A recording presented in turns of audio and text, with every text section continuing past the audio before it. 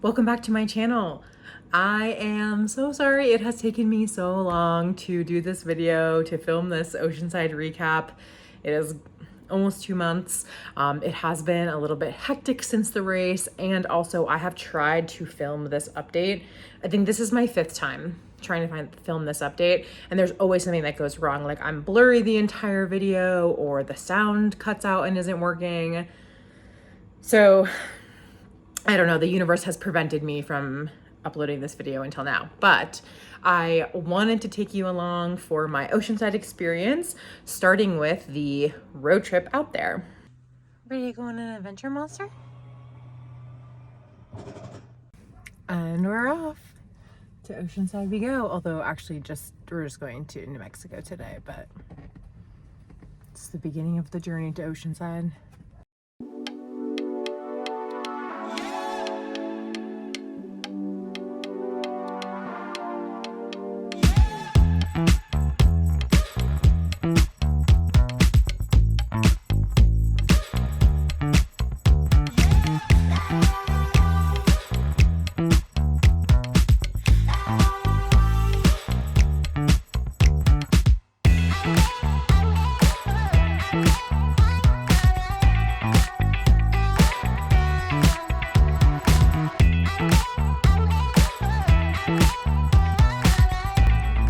Day 1 drive is down. We're in New Mexico, somewhere random, close to the border of Arizona. And yeah, pretty uneventful day. Just drove for like 9 hours because it takes us longer when we're towing the camper. And now eating grilled chicken wraps for dinner.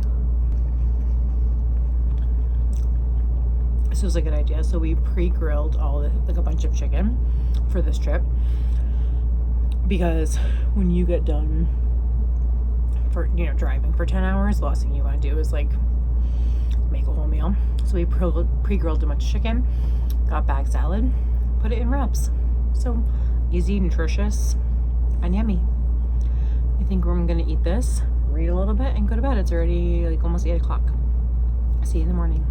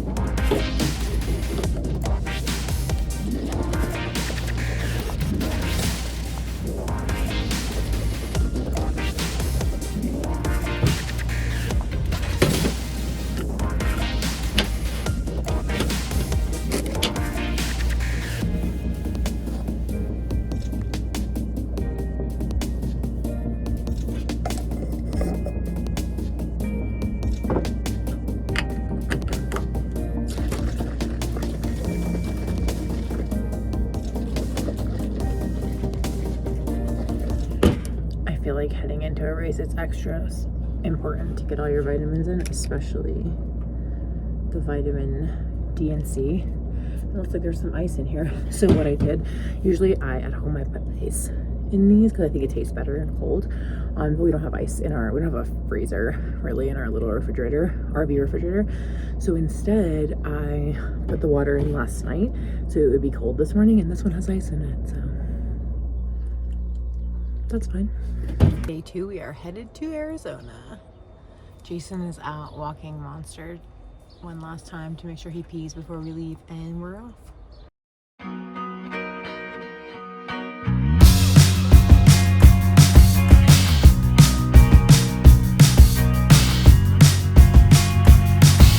I've been contemplating all my time. My thoughts make me tired, just running through my mind. Wonder if there's peace that I could find, instead of always being on the grind. I need a new purpose, I'm looking for soul.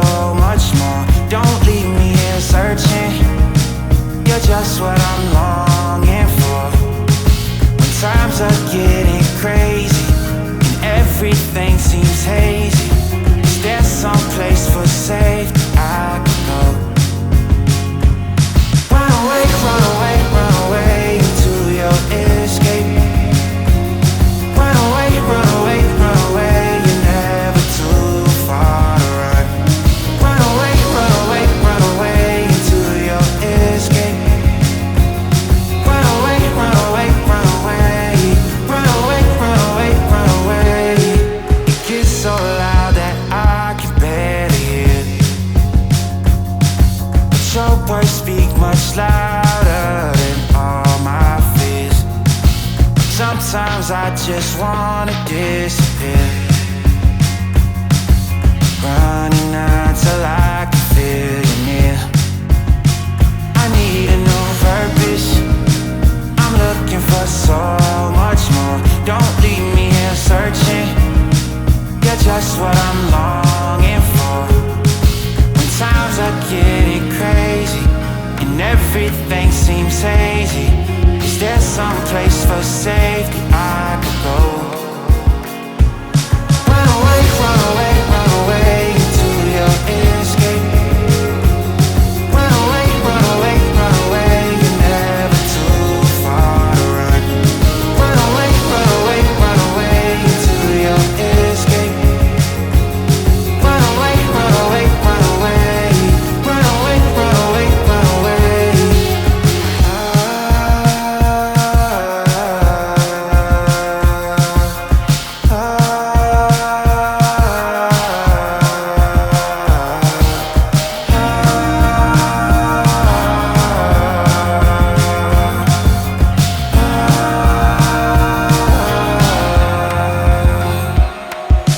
run away, run away into your escape. Run away, run away, run away, you're never too far to run. Run away, run away, run away into your escape. Run away, run away, run away. Run away, run away, run away.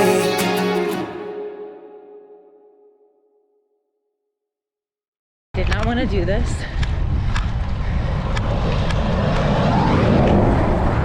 but here I am on this random road with a bunch of trucks.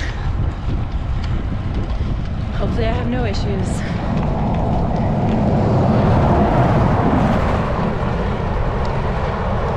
It's a pretty wide shoulder though.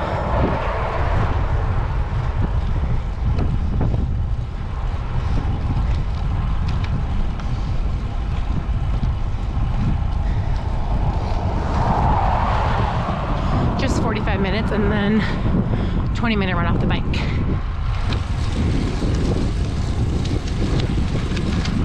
Okay, now I'm on a road with no shoulder, and I have no idea what kind of road this is, but so far there don't seem to be many cars on it, so I'll only need to go like 15 more minutes, so hopefully this is okay. There might be people camping off of it, which seems like a good sign.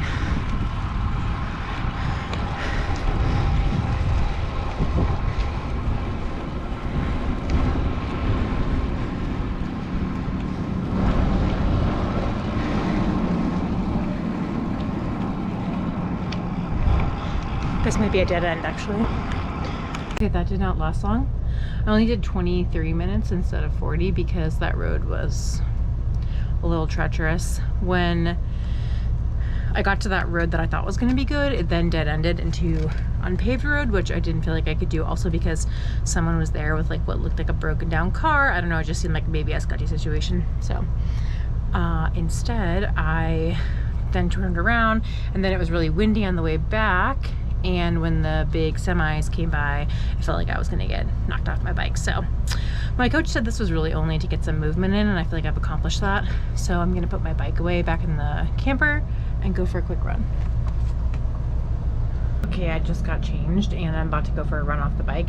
I'm not going to film it because we are in an RV park and it's in the evening, so everyone is just sitting at their side their RV park, just like staring at everyone that walks by. So I feel a little bit awkward about filming, so just imagine me running in an RV park in Arizona. That's what it'll look like. Do I already have a bunch of freckles from being from the sun? I've been in Arizona for 3 seconds.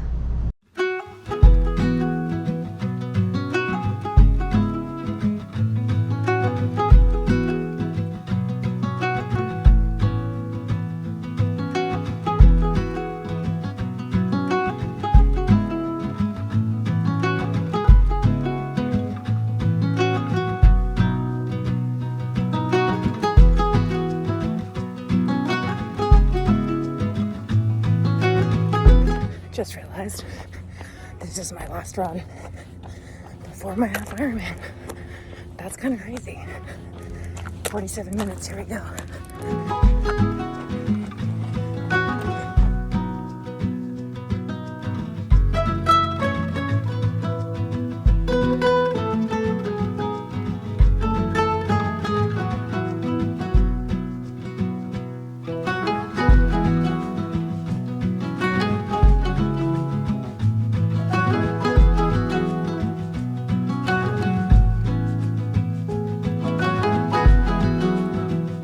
Back from my run, I'm sweating absolute buckets. This is what happens in the desert, I guess. But I'm so sweaty, I'm like dripping sweat. I'm gonna go take a shower and then we're gonna pack up and get on the road and we're gonna make it to California today.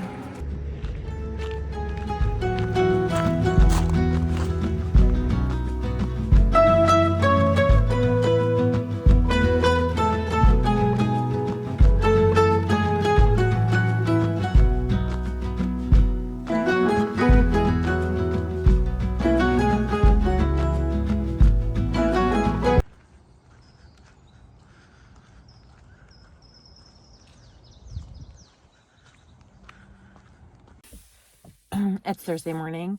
I am in my car talking to you because Jason is in the camper sleeping. It's only 6:30 in the morning. I am meeting someone that I have chatted with on Instagram who is also doing this race in Oceanside. She is doing an open water swim this morning with her team, her tri team that's doing the race together, which is so fun. I wish that I had planned better or decided to do my first race like with a bunch of people that I knew. I think that would have made it like such a cool experience, but anyway, still a cool experience. And so I'm meeting her and her team to do an open water swim in the ocean, and I'm feeling really nervous. I don't know why. I'm feeling so nervous this morning about getting in the water. I don't want to say this to anyone, and maybe I'm just losing my mind, but last night we walked down to the beach and the ocean was so beautiful, and I was like, oh my god, it's gonna be so cool to swim in the ocean. I'm an ocean person. I grew up on the ocean. I love the ocean. My parents couldn't, like, they would have to drag me out of the ocean kicking and screaming every day, every summer. But we walked down there and I was like, oh, I love the ocean. This is so great. And I saw these birds circling. And so I was kind of like watching, thinking maybe there was like a dolphin there or something. Pretty sure I saw a shark. Pretty sure I saw a shark. And I don't want to say that to anyone that I'm meeting this morning to swim because I don't really know them, A. And B, it just seems like the kind of thing you don't tell people before they're about to get in the water. But we shall see how this goes. I'm going to go put my swimsuit on and get my wetsuit on halfway, I think. Just do that here, make it a little bit easier, eat something. This is what I'm nervous about for race day. I've had this problem before in other races and things that I've done. I'm so nervous in the morning that I like don't want to eat. My stomach gets really upset when I'm nervous. And so then I'm like, I really don't want to eat anything. And then that's not good, obviously. Even for like the swim this morning, like I should eat something before I swim. Just making myself more tasty for that shark. Just kidding. There's no shark. It's fine. I'm actually not, in all seriousness, I'm not nervous for sharks really on race day, because I feel like the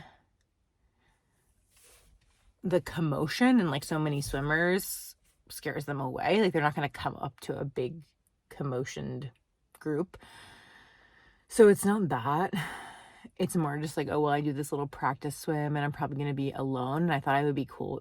I thought I'm probably going to be alone out there for at least part of the practice swim because I'm a slow swimmer. I thought like, oh, that will be fine. No big deal. And now I'm nervous for that. So, okay, I'm going to stop talking about it and go change before I'm just making myself more nervous. That was so fun. Triathletes are so nice. There were so many people that came up to me while I was waiting on the beach and asked if I was here for Oceanside, if I wanted to join their group and swim with them. I made friends with these two guys and this woman that were just so nice that they just like randomly came up to me and were like, you look cool, let's put our stuff here. And then, you know, the other woman joined, and yeah, it was just so fun. And I feel like it made me feel a lot less nervous about this because yeah, everyone was so nice and so cool, and Yeah, and the water was not as cold as I thought it was going to be. Putting my face in was a little bit of a shock, but it was not crazy cold, which is really cool. So I'm still nervous. Fighting against the water is a little bit rough. Fighting against the waves to get in is it's going to be a little bit rough, but I'm excited. Some time warming up in the camper because I was freezing after that swim. Now I'm going to get changed and go for a bike ride. I feel like it is a little windy and chilly out, even though the sun has come out, which is awesome. So I think I'm going to wear a windbreaker. Have 45 minutes like cruise, kind of get ready. Nothing crazy.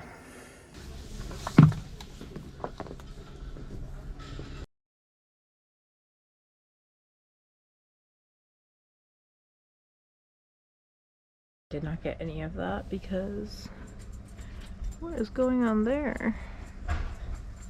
Yikes. I didn't get any of that because I was on a road that didn't have bike lane. Didn't have a bike lane. It was just like one of those where like it says bikes go in the middle. So I did not feel confident enough to bring out the GoPro, but did about 40 or so minutes, and it was so beautiful. It's so nice to ride along the ocean like that. Hope good views for tomorrow. Not tomorrow, Saturday. Just ignored this. I'm so disturbed by like what that is. Anyway, so now I'm gonna go check in and get my packet over at IRONMAN Village, and we're gonna get some coffee, and then I've got a call with my coach and some other fun stuff that I will hopefully bring you along for.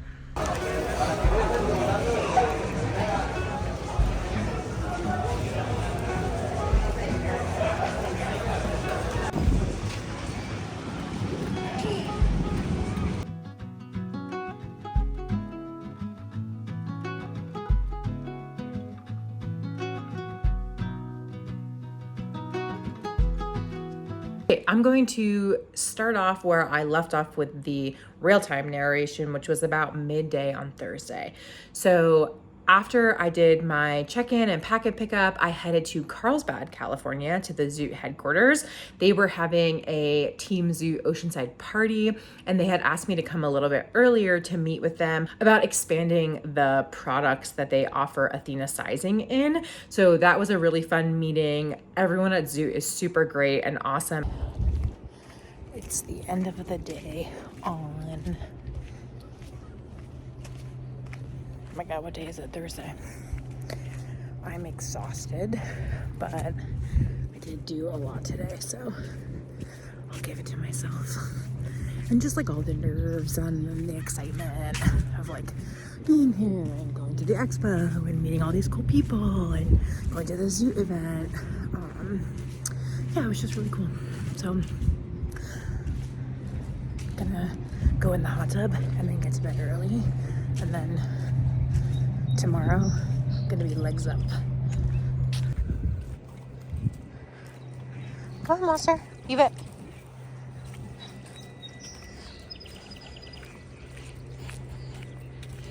Friday was pouring down, raining on and off for almost the entire day, starting Thursday night, honestly.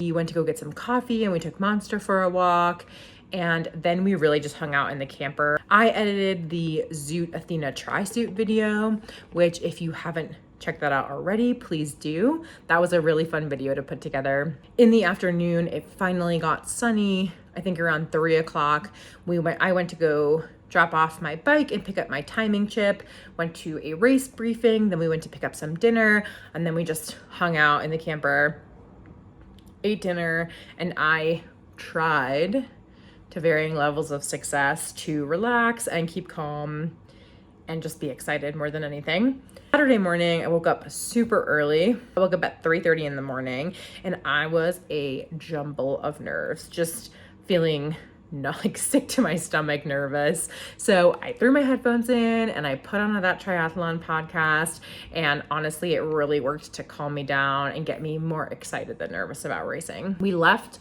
the campsite around I think 4:30 or 4:45, drove 5 or 10 minutes to the parking lot that we had a parking pass for, and then walked to get a shuttle. The shuttle situation was a little bit less than ideal. The way that they had it set up, the shuttles were kind of going in a chain and picking people up at each shuttle location. And we must have been the last shuttle stop. So many buses came by that were completely full and already had max people in them, sitting, standing. So that got a little bit stressful because there were about 20 people ahead of us probably in line, but we waited there for at least 30 minutes, if not more. And by the time we finally got on a bus, there were, I'm not exaggerating, I think like 200 or 300 people behind us who were waiting to get on a bus. So that added some unnecessary stress to the morning. I think in the future, at any race where there's a shuttle situation like that, I would just plan to get there for the first shuttle. But it all worked out. I got to transition with plenty of time to use the restroom, put on my wetsuit, kind of get my things organized at my spot, at my transition area. And so I got my wetsuit on, got in line for the swim corral. Honestly, this was the coldest part of the morning. It was about 40 degrees that morning, air temperature. And I think in retrospect, I would have just worn more clothing walking into transition. And then I think I would have taken a pair of socks that I didn't mind throwing away, because the coldest part of the day for me was when we were standing in the swim corral waiting, like lined up, waiting to get in the water, and we were standing in the cold sand barefoot in just the wetsuit. So that's definitely something that in the future I would do a little bit differently. But once I got into the water, it was totally fine. I didn't feel cold at all. I think the water temperature ended up being like 57 or 58 degrees. But honestly, the first half of the swim, I felt amazing. The cold never bothered me. Once we got out to the kind of the halfway point where the mouth of the harbor is, it was a little bit choppy. I had a kind of a moment where I felt a little bit seasick.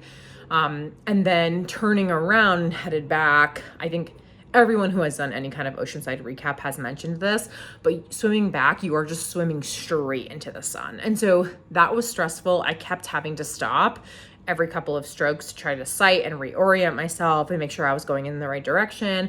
And then I started panicking a little bit about not making it back for the cutoff and then pulling my chip, and just like how upsetting that would be to do all that training and make it all the way out there and then only get to do the swim. So the last half of the swim was not as fun for me as the first half was, but made it out of the water. They did not pull my timing chip. Got on my bike, headed out, and just thought I was going to give it my all on the bike. And I did. And the bike was my favorite part. The course is stunning. Living in Colorado, I don't really get to ride by the ocean that much.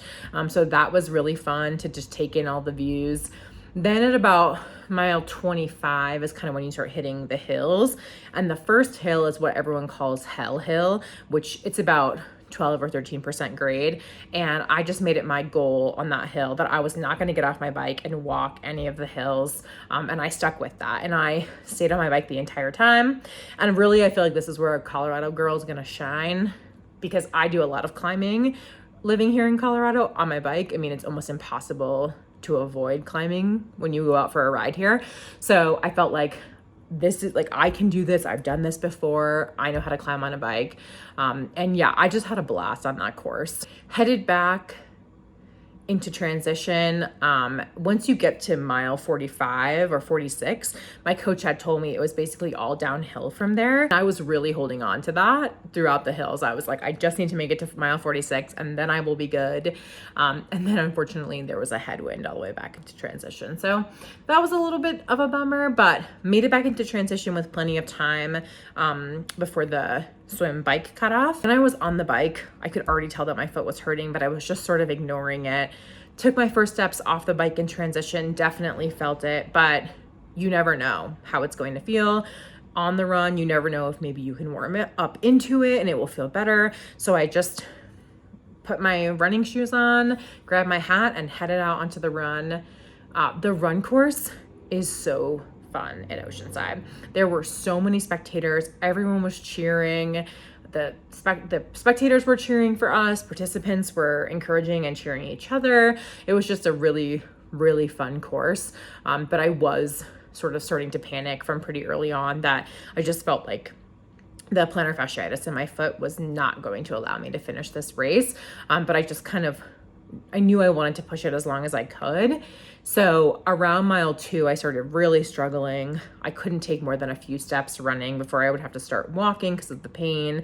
But then even walking was super uncomfortable. So I realized that even if I wanted to just walk 13 miles and finish it that way, there just was no way that I was going to be able to do that. Forgetting about the time cutoffs, even just like physically, I don't think I could have done it. So right before I hit mile 3, I realized that I was back at our campsite, and it just felt like the right time to pull off the course. I found a volunteer, let him know what I was doing, and then just headed back to the camper. And when I took off my shoe, my foot was actually pretty swollen. I was definitely bummed to not be able to finish this race, but I also 100% felt then and feel now that that was the right choice for me. The first race that I DNF'd was last summer, and it was a bike race, not a triathlon, but I was really mentally suffering on that ride, and I thought I just couldn't go any further, and I pulled out and almost immediately regretted it and felt like it was just that mental, like I needed to push beyond that, and like physically I could have kept going. It was just my brain that was telling me I couldn't. So I definitely felt like this was very different from that, because I did not regret it. I ultimately felt like it was the right choice for me, even though I was bummed. But almost immediately I was thinking, what race can I do next? Because this is a goal that I definitely want to complete, that I will complete. And I'll get into this in a future video, but I am already back to training, and we'll update you on all of that in the next one. Overall, I want to just say about Oceanside, such a fun race. I will definitely be back. I feel like I have unfinished business with Oceanside at this point, but it's such a fun course and such a great vibe. I will definitely be back to that race. I would recommend it highly. And finally, I just wanted to say thank you to everyone who has reached out to me via message or commented on a video or liked a video or just followed along on this. Your support means so much to me. Honestly, it's what inspires me to keep doing these videos, even though it can be time consuming and difficult to kind of fit it in with all my other life responsibilities. Every time I get a message that I'm inspiring someone to do a triathlon or take on their own fitness goal, that just makes me so happy. It makes me feel like it's worth it to keep doing this, even though sometimes it's hard. So thank you so much again to everyone, and I can't wait to update you in the next video, which will hopefully not take me as long to put out as this one did, about what I'm up to and what races are next. I think the next video will be like a training day or a training week in the life, and I'll talk a little bit about what races are coming up. So thank you again. Thank you for following along, and I'll see you in the next one.